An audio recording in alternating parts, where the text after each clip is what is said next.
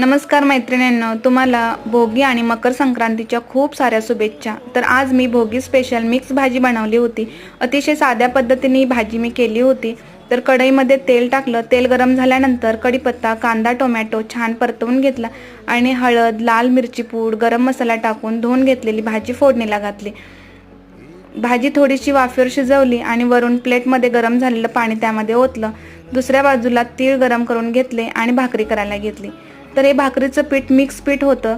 ज्वारीचं पीठ, बाजरीचं पीठ आणि तांदळाचं पीठ असं मिक्स पीठाची भाकरी मी आज केली होती।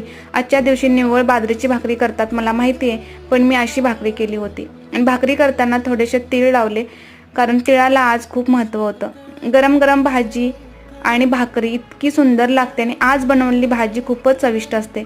प्रत्येक दिवसाला एक विशेष महत्त्व असतं असं म्हणतात, ते काही खोटं नाही। तुम्हाला ही भाजी भाकरी कशी वाटली मला कमेंट्समध्ये नक्की सांगा। धन्यवाद।